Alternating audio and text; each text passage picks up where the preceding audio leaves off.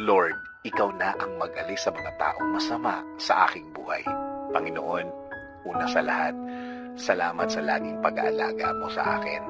Salamat sa pagmamahal mo sa akin.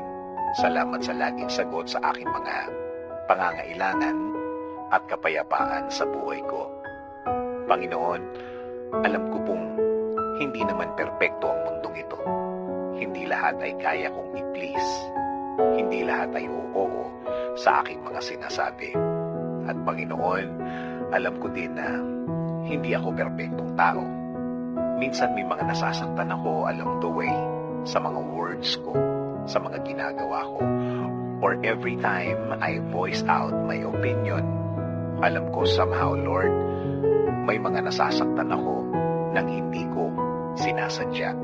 Lord, humihingi po ako ng kapatawaran. Forgive me because sometimes I cannot control my words and my works, Lord. Kahit na ang mga taong hindi dapat saktan ay nasasaktan ko sa aking mga salita. Forgive me, forgive me, forgive me, Lord. Kaya sa mga ganitong mga moments, Lord, hindi ko kontrol ang mga reaksyon nila. Hindi ko alam kung ano ang nasa isip nila. Kaya Lord, humihingi ako ng proteksyon sa inyo. Panginoon, touch their hearts to forgive me, God. At sana, Lord, bigyan mo ako ng pagkakataon na malinaw ang lahat para sa kanila.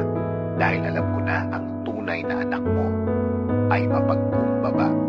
Also, Lord, humihingi rin ako ng proteksyon sa mga taong nagbabalak ng masama sa akin at sa aking pamilya. Give us your protection against these people, Lord. Alam ko pong ang mga taong ito ay handang manakit kahit anumang oras.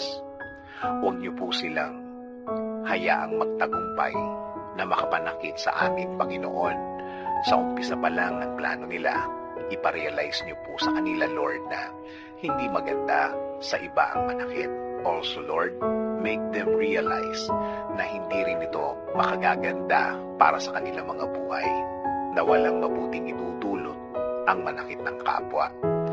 Panginoon, patuloy po kaming nakafocus sa inyong proteksyon at pagmamahal sa amin, na alam namin na hindi mo hahayaan na kami saktan nila, na hindi nyo sila hahayaang maging tagumpay sa intensyon nilang masama. Thank you, Lord, for everything. Thank you, Lord, for the love and faithfulness. This is our prayer. In Jesus' name, Amen.